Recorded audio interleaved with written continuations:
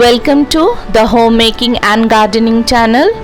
Today we are going to showcase our Vanda Robert's Delight orchid that has grown in our small balcony garden.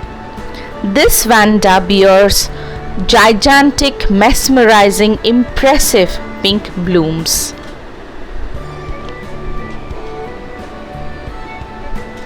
The Vanda loves humidity. It needs daily watering in summer, but due to arrested growth in winters, it needs watering twice a week.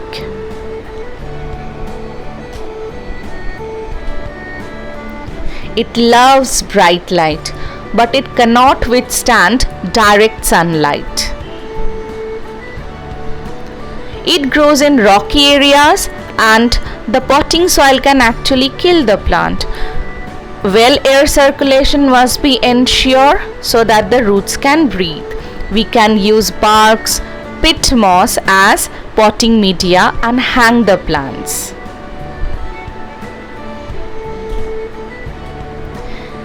These Vandas are natives to Southeast Asia and are hybrids. Enjoy its beauty.